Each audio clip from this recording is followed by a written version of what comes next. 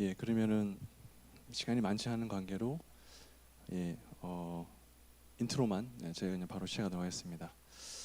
오늘의 말씀의 주제를 준비함에 앞서서 또 지난 7월 이후에 저에게 어떤 말씀을 주실까 참 기도하는 마음에 기다리면서 어제까지 왔었습니다. 그래서 어제 하나님께서 이 말씀을 준비하면 좋겠다라고 저에게 여러 말씀을 통해서 보여주셔서 오늘 이 시간을 이 주제를 가지고 성도님들과 나누기를 원합니다. 우리가 주님을 섬기면서 살아가면서 우리가 신앙생활의 여정 가운데 용서와 겸손을 받아들임이라는 주제를 사실은 피할 수가 없을 겁니다.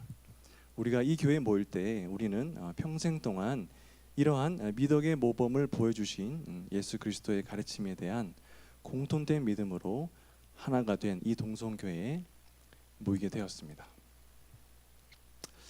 용서는 우리 그리스도인의 삶에 있어서 강력하고 변화를 시켜주는 개념입니다. 그것은 우리가 진정으로 회개하고 용서를 구할 때 그분의 무한하신 자비와 사랑으로 우리의 죄를 용서해 주시기 때문에 우리에게 주시는 하나님의 메시지의 핵심입니다. 우리가 용서를 받아들일 때 우리는 하나님과 서로 간의 깊은 관계로 우리 자신을 열게 됩니다. 용서하는 행동은 항상 쉬운 것이 아닙니다. 우리의 마음을 무겁게 짓누르는 원한, 분개, 상처를 짊어질 수가 있습니다. 그러나 예수 그리스도의 가르침을 통해 우리는 용서를 받아들이는 것이 다른 사람들이 우리에게 저지른 잘못으로부터 그들을 해방시키는 것일 뿐만 아니라 우리 자신을 위한 치유와 해방을 향한 길임을 배우게 됩니다. 우리가 서로 용서하기로 선택을 할 때 우리는 우리를 얽매이게 했던 그 쓰라림과 분노의 사슬에서 벗어나 하나님의 은혜가 우리의 삶에 흐르도록 합니다. 하나님이 우리를 용서하신 것처럼 우리도 다른 사람을 용서를 하도록 부름받았습니다. 우리에게 심지어 잘못한 사람에게도 그들에게 연민과 자비와 이해를 베풀도록 말입니다. 용서를 받아들인 것은 우리 자신과 모두를 위한 사랑의 행위일 것입니다.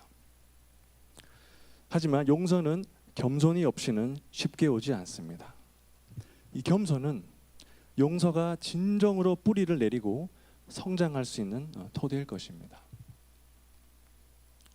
그것은 우리가 모두가 결함이 있고 또 하나님의 은혜가 필요하다는 인식입니다. 우리 역시 믿음 가운데서도 실수를 또는 잘못을 저지를 수 있으며 또 용서가 필요함을 겸손한 마음으로 인정해야 합니다. 겸손을 받아들임으로써 우리는 교만과 독선을 버리고 우리 삶에서 하나님의 변화시키는 일을 위한 자리를 마련해야 합니다. 겸손은 다른 사람의 인격과 다름을 인정하면서 부드러운 마음으로 용서에 접근할 수 있도록 도와줍니다. 우리 너무나도 잘 아시는 누가복음 17장 3, 4절에서는 예수님은 용서의 중요성에 대해서 가르쳐 주셨습니다. 찾진 않겠습니다. 7번이라도 내게 돌아와 회개한다 말하거든 용서해 주라 하십니다. 오늘 이 말씀을 함께 다루면서 기억을 하시기를 소원합니다. 용서와 겸손을 받아들인 것은 내가 나약함을 나타낸 것이 아니라 우리 신앙의 힘과 그리스도의 발자취를 따르겠다는 우리의 약속에 대한 증거입니다. 오늘 이 시간을 통해서 우리가 행했던 과거의 상처를 버리고 다른 사람에게 용서를 베풀고 용서를 구하고 주님의 사랑과 자비를 반영하는 겸손의 영을 기를 수 있게 되기를 소원합니다.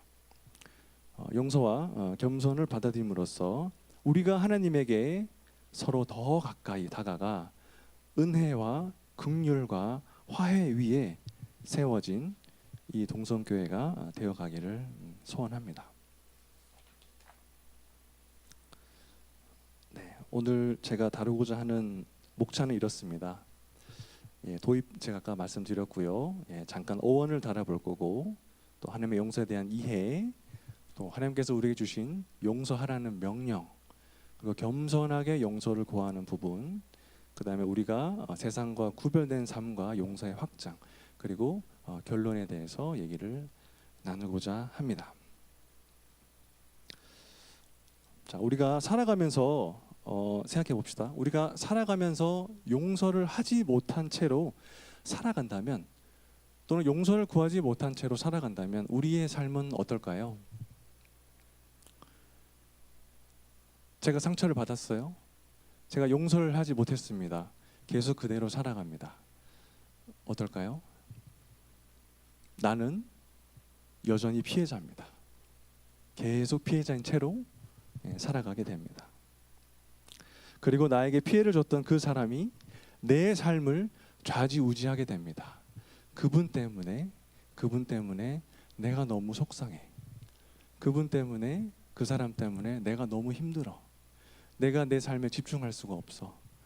하나님을 바라보고 싶은데, 하나님과 교제하고 싶은데, 이런 어려움 때문에 내가 하나님께 더 다가갈 수가 없어. 우리는 이런 것들이 용서를 하지 못할 때 일어나게 되는 일들입니다. 우리가 이 세상에 살아가는 것은 어떻게 보면 누구의 덕분 때문에, 또는 누구의 덕분 때문에 살 수 있고, 때로는 누구에게 상처를 주면서 살게 될 수 있습니다. 이것이 우리의 삶입니다. 누구 덕분에 살지 않은 사람이 아마 없으실 것이고, 또 누군가에게 상처를 주지 않는 사람도 아마 없으실 겁니다. 우리 모두는 누군가에게 상처를 주고 싶지 않습니다. 주고 싶지 않아 합니다. 하지만 나의 의도와는 상관없이, 나의 의도와는 관계없이 상처를 주기도 하고 또는 받기도 합니다. 이것은 오해입니다 라고 말하고 싶지만 결과적으로 모두 다 상처를 받게 될 수 있습니다. 이런 경험들이 아마 우리 모두에게 삶 가운데 있을 거라고 예상이 됩니다. 하나님께서는 우리 삶에 용서가 반드시 필요함을 여러 말씀을 통해 증거해 주셨습니다. 이 시간 여러 말씀을 다루면서 함께 교제하기를 원합니다. 먼저 어원을 잠깐 보도록 하겠습니다. 자, 한자를 먼저 보도록 할게요. 잘 아시죠, 여러분? 네, 한자로 용서입니다. 그렇죠? 자, 요 단어는 집안에다가 항아리를 들어놓은 모양을 본떠 만든 말입니다. 자, 그 말인즉슨 담다, 받아들이다 라는 뜻이 됩니다. 자, 서는 같다란 의미에 가진 여 위에 여와 마음심을 합해 결합해서 만든 단어입니다. 이 단어는 남의 입장을 헤아려 동정하다, 사랑하다는 의미입니다. 결국 그 두 마음을 같게 하다는 뜻이 됩니다. 그래서 나를 아프게 한 사람을 동정하고 그 사람 또는 그 상황을 받아들입니다 라는 뜻을 우리가 한자로 배울 수 있습니다. 네, 영어도 피할 수 없겠죠. 영어로 보도록 할게요. Forgiveness. 자, forgive는 두 개로 어원은 나눠져 있습니다. for와 give. 예전에는 아마 GHABH라는 어원이 있었을 텐데 제가 정확히 어떻게 읽는지는 몰라서 따로 또 읽었습니다. forgive고요. 자, for는 이제 이 접두사로 떨어진 곳, 다른 곳, 건너편, 완전히 전적으로 한 뜻을 내포하고 있습니다. 그 다음에 GHABH는 합 이런 뜻 같은데요. 이거는 우리가 주다라고만 알고 있지만 받다는 의미도 같이 내포하고 있습니다.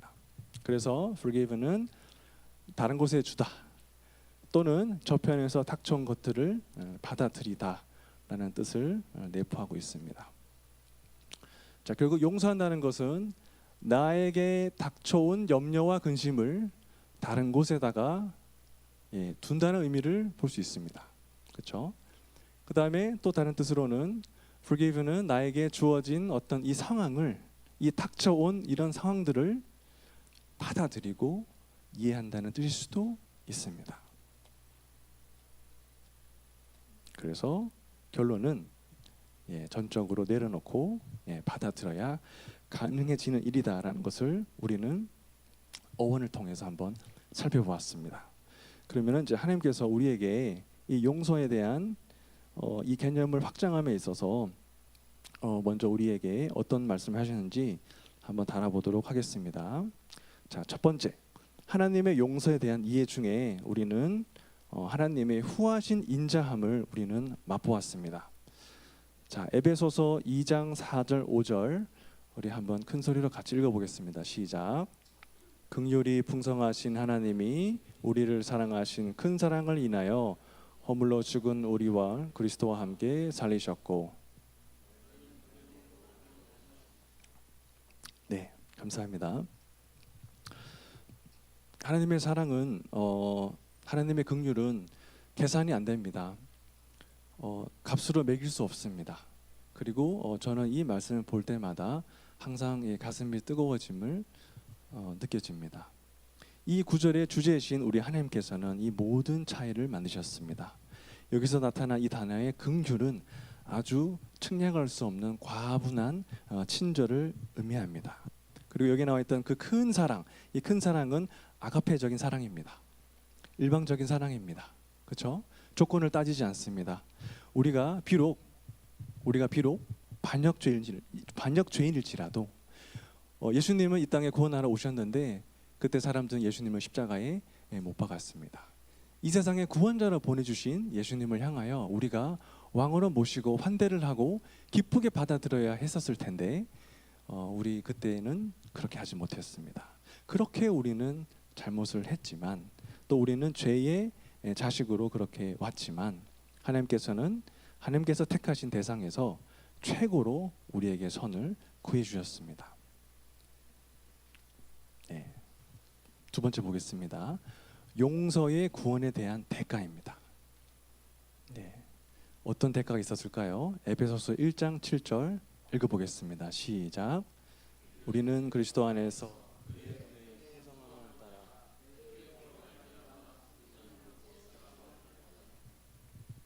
감사합니다.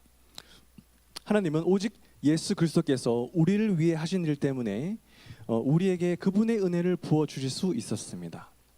자, 속량의 즉각적인 결과는 하나님께서 우리의 잘못을 용서하셨다는 것입니다. 속량이라는 그 순간 우리의 죄는 모두 해결이 되었습니다. 이로 인해서 우리 구속받은 자는 하나님의 가족으로 영원히 받아들여졌습니다. 예수 그리스도의 죽음은 우리의 구속을 이루셨습니다. 하나님께서는 우리를 너무 사랑하셔서 이 구속자를 행하기 위해 친히 인간이신 예수 그리스도를, 아들이신 예수 그리스도를 이 땅에 보내주셨습니다.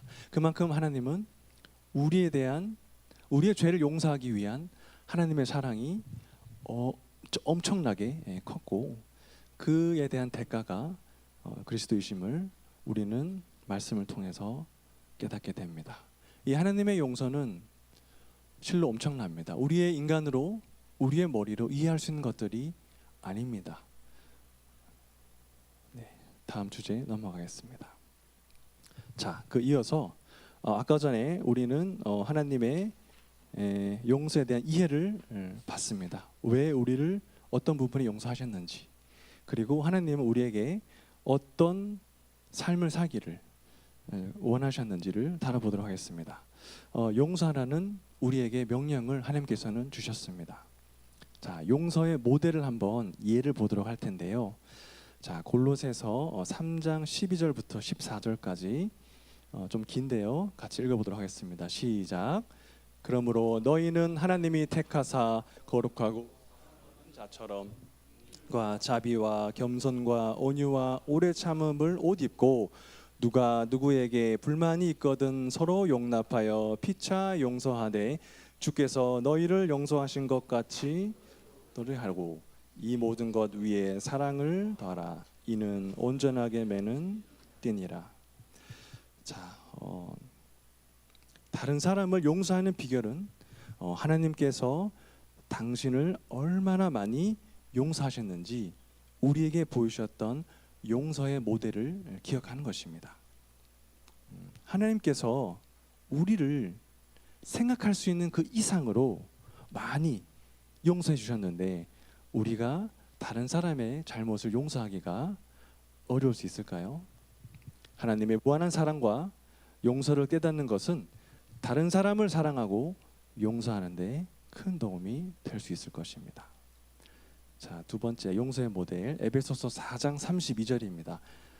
본문 말씀 중에 하나였는데요. 자, 큰 소리로 읽어보겠습니다. 시작. 서로 친절하게 하며 불쌍히 여기며 서로 용서하기를 하나님이 그리스도 안에서 너희를 용서하심과 같이 하라. 자, 친절하게 하며 불쌍히 여기며 다정하고 너그러운 성품으로 우리는 남을 대해야 할 것입니다. 또 우리는 다른 사람에게 공감을 할 수 있어야 할 것입니다. 비록 우리에게 모욕과 불만을 하게 될지라도 그것을 자유롭고 은혜롭게 넘길 때 우리는 용서할 수 있을 것입니다. 우리가 용서해야 하는 그리고 이 구절의 모든 명령의 기초가 되는 이유는 하나님께서 예수 그리스도 안에서 우리를 값없이 용서하셨기 때문입니다. 자, 용서를 하지 않게 되면은 어떤 일이 있을까요? 자, 말씀에는 이렇게 이야기해 주셨습니다. 이건 제가 읽도록 하겠습니다. 너희가 사람의 잘못을 용서하면 너희 하늘 아버지께서도 너희 잘못을 용서하시려니와 너희가 사람의 잘못을 용서하지 아니하면 너희 아버지께서도 너희 잘못을 용서하지 아니하시리라. 마태복음 6장 14절 15절 말씀입니다.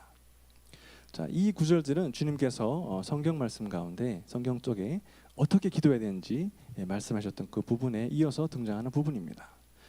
자, 이 간구 중에 이 12절 보면은 우리가 우리에게 죄 지은 자를 사하여 준 것 같이 우리 죄를 사하여 주옵시고라는 패턴이 한번 나오고요.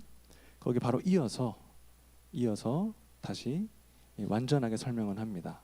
그래서 앞에 나온 부분을 그 형태를 반복하여 다시 6장 14, 15절에 강조하십니다. 자, 성경에서 반복적으로 표현한 부분은 어떤 부분일까요? 어떤 것을 의미할까요? 여러분 똑같은 말 두 번 하면 무슨 뜻이죠? 중요하다. 내가 강조하고 싶다. 그렇죠? 두 번 얘기하게 됩니다. 자, 그래서 하나님은 이 말씀 속에서 강조하셨습니다.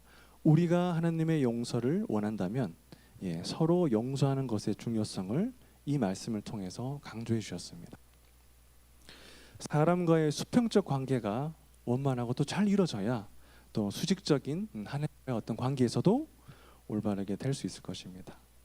용서를 하지 않으면 용서받지 못할 것입니다. 자, 두 번째 볼까요? 자, 야고보서 2장 13절 제가 읽겠습니다. 긍휼을 행하지 아니한 자에게는 긍휼 없는 심판이 있으리라. 긍휼은 심판을 이기고 자랑하느니라.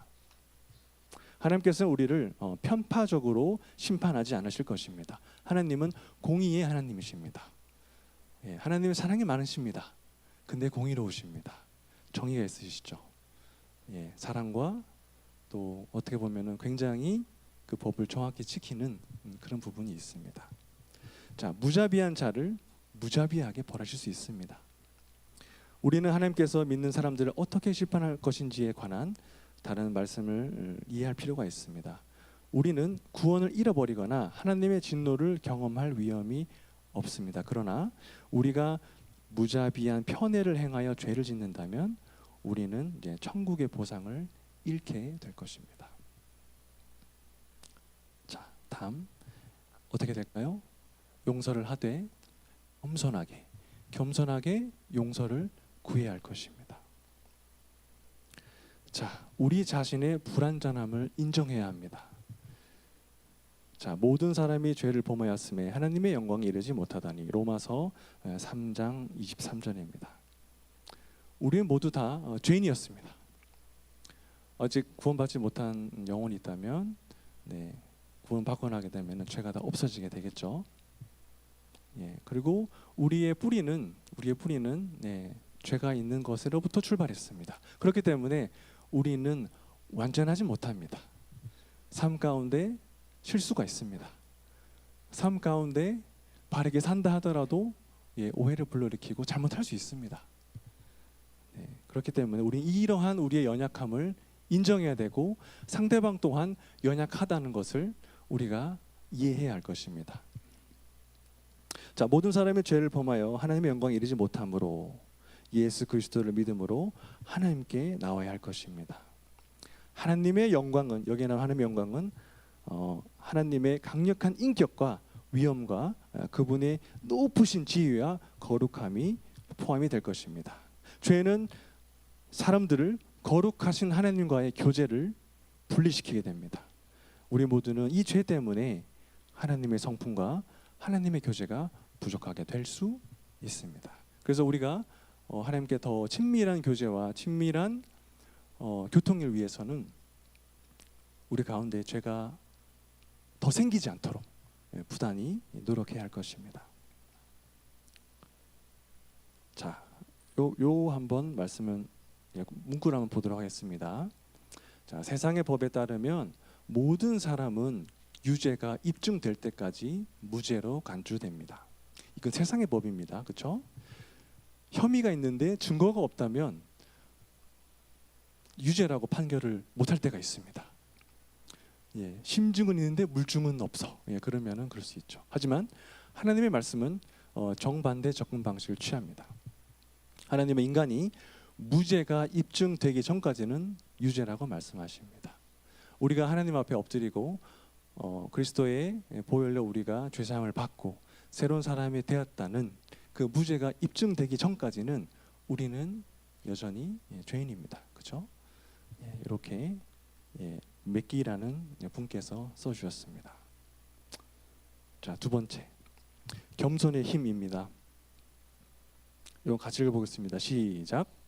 주 앞에서 낮추라. 그리하면 주께서 너희를 높이시리라.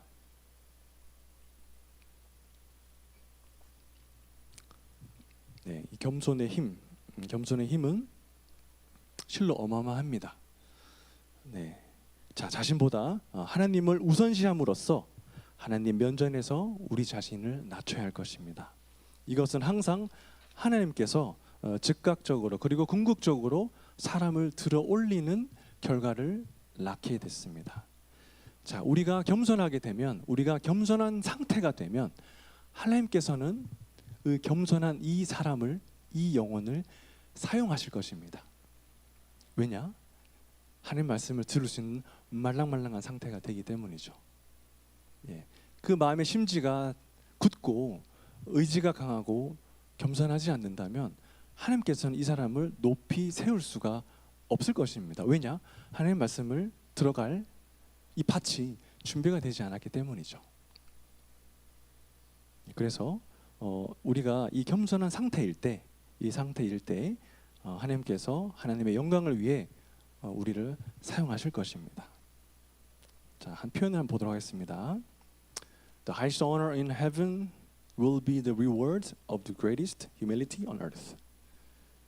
자, 하늘에서 가장 높은 영광은 지상에서 가장 큰 겸손에 대한 보상이 될 것입니다.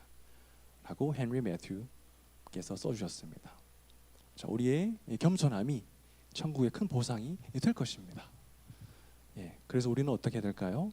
이 땅에 어떤 부귀영화를 위해 쌓는 것이 아니라 우리가 겸손을 취함으로 하늘의 영광을 쌓아 올리는 것이 더 유익하리라 생각이 됩니다. 자, 그러면 겸손의 힘을 입어 우리는 이제 어떻게 됩니까? 겸손함으로 타인에게, 다른 사람에게 다가가야 할 것입니다. 자, 아무 일에든지 다툼이나 허용을 하지 말고 오직 겸손한 마음으로 각각 자기보다 남을 낮게 여기고 각각 자기 일을 돌볼 뿐더러 또한 각각 다른 사람들의 일을 돌보아 나의 기쁨을 충만하게 하라. 빌립보서에서 이렇게 써주셨습니다. 자, 남을 자기보다 낮게 여기고 이기심이나 자만심으로 어떤 일도 하지 말아야 할 것입니다. 이것은 교회 안에서의 공동체의 성공을 보장하는 핵심입니다. 당신이 옳습니다. 당신이 귀합니다. 당신의 섬김이 아름답습니다. 참 귀한 형제입니다. 귀한 자매입니다. 너무 아름답습니다. 이렇게 먼저 세우시면 이 동성교회, 우리 교회의 이 공동체는 더 부흥하고 더 성공하실 겁니다. 자, 그리고 사도 바울 형님의 요점은 우리 자신보다 다른 사람을 더 배려할 가치 있는 사람으로 여겨야 한다는 것임을 말씀을 통해서 분별할 수 있습니다. 자, 이렇게 준비가 되면 어떻게 될까요? 우리의 삶을 이제 앞으로 살아갈 때 세상과 구별된 삶과 용서의 확장에 대해서 한번 보도록 하겠습니다.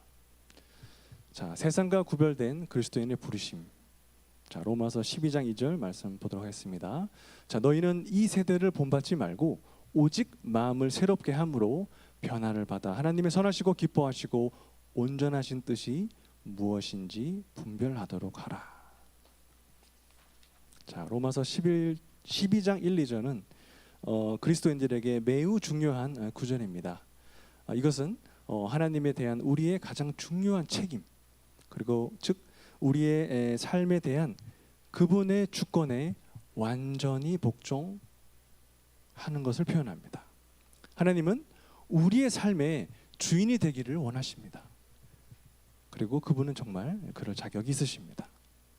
그리스도인들은 가능한 하나님을 주인으로 모시기 결심한 그 순간부터 이 헌신을 시작해야 할 것입니다.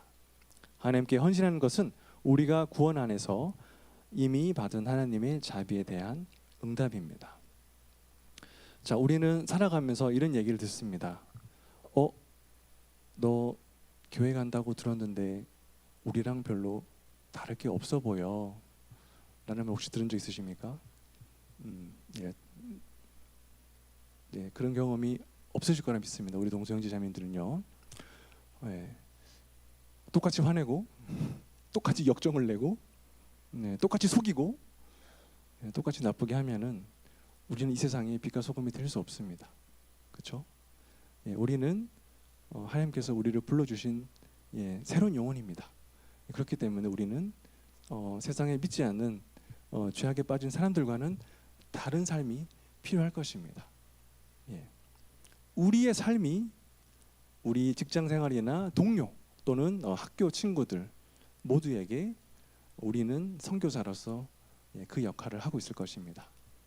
그들이 우리의 삶을 보고 우리의 하는 말들을 보고 우리가 어떤 행동을 하는 것을 보면서 하나님 믿는 사람은 다르구나. 하나님 믿는 사람은 구별된 삶을 사는구나. 그리고 하나님 믿는 사람은 심지가 굳은 게 아니라 용서할 줄 알고 겸손하구나. 이런 것들이 우리 삶 가운데 드러나야 되겠죠.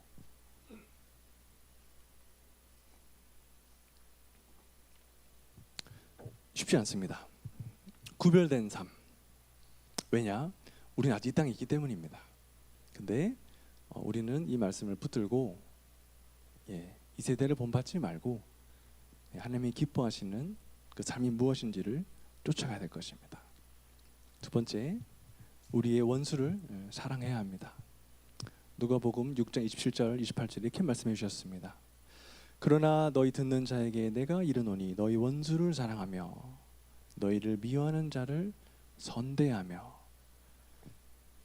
너희를 저주하는 자를 위하여 축복하며 너희를 모욕하는 자를 위하여 기도하라. 제가 만약에 이 입장과 이 상황이 된다면 이 말씀에 순종하기가 갈등이 조금 될 것 같습니다. 막 쏟아붓고 막 윽박 지르고 너 왜 일을 이렇게 해서 이 모양이야? 너는 왜 그래? 하지만 말씀이 이렇게 말씀해 주셨죠. 그렇다 하더라도 그를 위해서 기도하라. 그를 위해서 축복하라. 그를 위해서 기도하라. 하나님께서 우리에게 이런 삶을 보여주셨습니다. 자, 너희 원수를 사랑하라. 이 사랑은 하나님께서 그리스도를 통해 우리에게 보여주신 그 아가페적인 사랑과 동일합니다. 조건 없는 사랑입니다. 일방적인 사랑입니다. 무엇을 따지지 않습니다. 그래, 받아들여야 되겠구나. 그렇죠? 자, 세 번째, 타인과 화해하라 라고 우리에게 명령을 주셨습니다. 자, 모든 것이 하나님께로서 났으니 그가 그리스도로 말미암아 우리를 자기와 화목하게 하시고 또 우리에게 화목하게 하는 직분을 주셨으니 라고 합니다. 자, 고린도후서 5장 16절부터 18절 내용을 보게 되면, 자, 이 우리의 어떤 총체적인 변화의 기초는 우리를 위해 그분의 아들을 보내어 죽게 하신 하나님과의 화해, 즉 은혜로운 선물입니다. 그분은 그리스도 안에서 우리의 죄를 처리하심으로써 사람들을 자기에게 인도하셨습니다. 하나님은 화해자이십니다. 그리고 택한 자와 택하지 않은 자 모두를 자기와 화목하게 해주셨습니다. 자, 오늘 여러 방면으로 달아본 용서와 겸손을 통해서 왜 우리에게 필요한지 말씀을 통하여 알아보았습니다. 용서를 하는 것도 용서를 구하는 것도 모두 다 어려움이 있음을 알고 있습니다. 자, 우리 어린아이 예를 보도록 하겠습니다. 자, 아주 어린아이를, 자, 용서하는 것 어떻습니까? 친구들끼리 막 싸웠어요. 그래서 엄마 아빠 와가지고 너 잘못했잖아, 미안하다고 그래. 그럼 우리 아이들은 어떻게 해요? 예, 눈물 훌쩍 하면서 그래 미안해 시키면 합니다. 그렇죠? 자, 이 아이들은 뭔가 이 미안하다는 말을, 사과한다는 말을 하기에 계산을 많이 합니까? 예, 수를 생각하지 않습니다. 그냥 그래 엄마 아빠가 미안하라고 하래. 예, 미안한 마음에 지금 당장 안 들지만 미안해 사과할게 라고 넘어갑니다. 그렇죠? 자, 우리 이제 나이 들수록 어떻게 됩니까? 빨리 미안하다고 그래. 그러면 말을 안 합니다. 그렇죠? 빨리 가서 얼른. 내가 왜? 이제 이렇게 되는 거죠.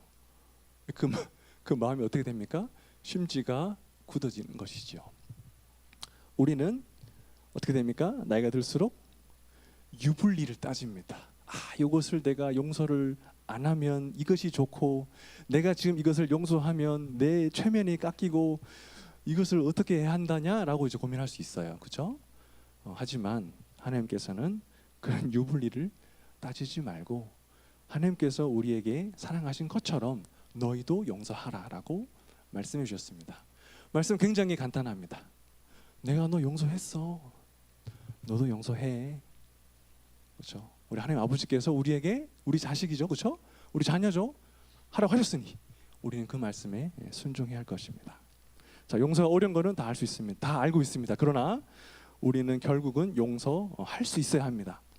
우리가 용서하지 못하는 기억은 우리를 확고하게 사로잡는 부정적인 의식이 될 수 있습니다. 용서를 안 하고 계속 부정적으로 생각이 나를 사로잡게 될 수 있습니다.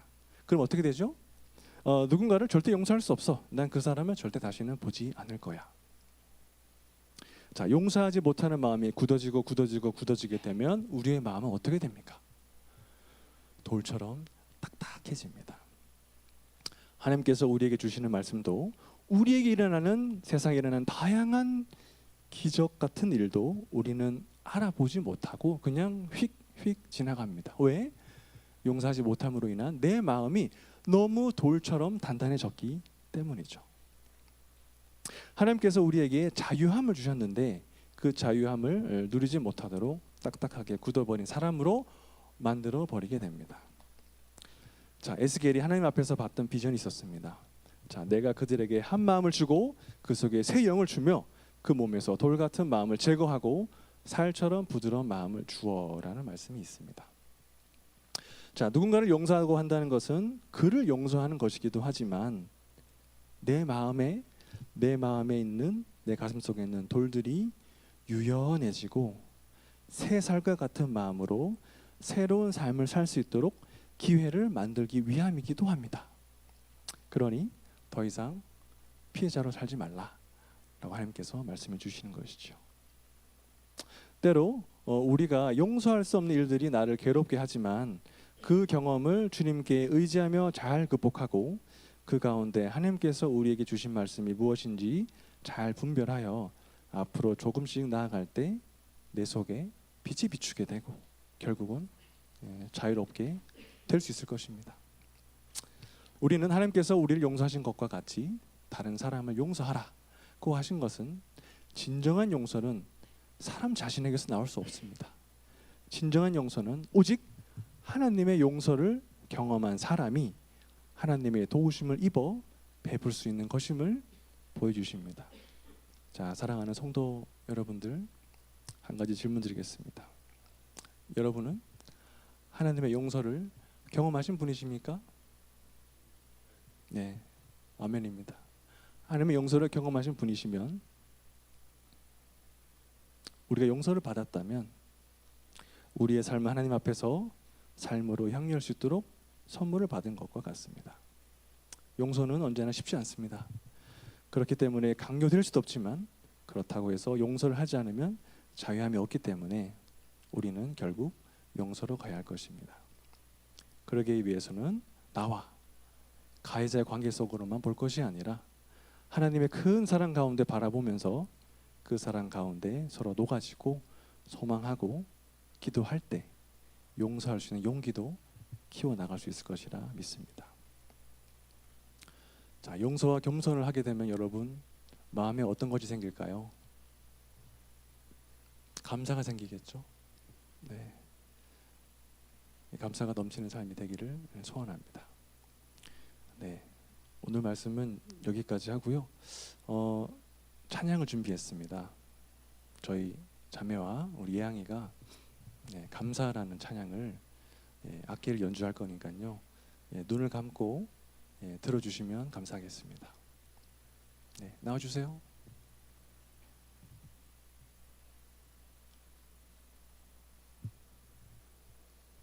차렷 인사.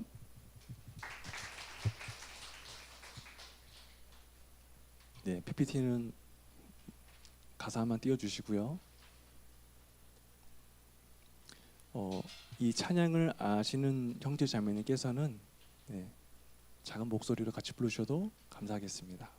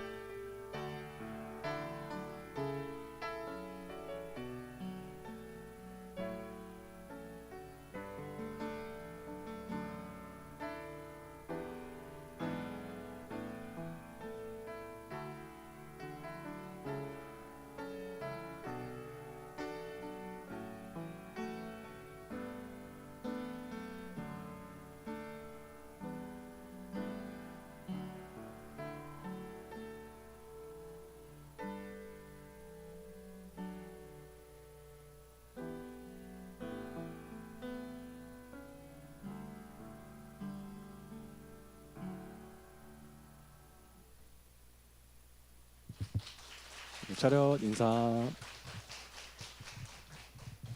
감사합니다. 기도하고 말씀 마치도록 하겠습니다. 하늘에 계신 하나님 아버지, 오늘 이 시간 함께 해주심에 진심으로 감사를 드립니다. 오늘 용서와 겸손을 받아들임이라는 주제로 하나님께서 저에게 말씀을 전해주심에 감사드립니다. 우리가 진정으로 회개하고 용서를 구할 때 하나님께서 무한하신 사랑과 자비로 우리의 죄를 용서해 주셔서 진심으로 감사를 드립니다. 그러나 하나님, 우리는 너무 연약하여 쉽게 용서하지 못하고 또 여러 이유로 용서를 구하지 못할 때가 참 많습니다. 그로 인해 우리의 마음은 딱딱해지고 바위처럼 박혀져 갈 때가 있습니다. 하나님, 우리가 이런 것을 원치 않으심을 우리가 알고 있습니다. 그러나 우리는 너무 연약하여 이를 극복하기 어려운 가운데 있음을 고백을 드립니다. 예수 그리스도의 보혈로 우리의 죄를 사해 주신 것과 그리고 우리의 죄가 흰 눈과 같이 깨끗해진 것과 같이 증량할 수 없는 사랑을 다시 깨달음으로 우리의 이 단단한 마음을 연약하게 해주시고 무뎌지게 해주세요. 그리고 하나님께서 우리에게 보여주신 기적과 우리 삶 가운데 끊임없이 베풀어 주신 은혜를 더욱더 알아갈 수 있도록 저희들의 마음을 주장하여 주시옵기를 원합니다. 저희의 풍성한 교제를 원하시는 하나님, 그리고 교통하기를 원하시는 하나님, 그리고 지금까지도 저희가 변화되고 주의 자녀들 가운데 교회에서 더욱더 풍성한 교제와 섬김이 이루어지기를 기다려주시는 하나님의 은혜를 생각할 때 감사드립니다. 오늘 이 시간 이후로 우리의 마음을 어루만져 주시고 상처로 인한 상한 마음을 주를 통하여 달래주시며 치료하여 주시며 역사하여 주시옵기를 간절히 바라고 원합니다.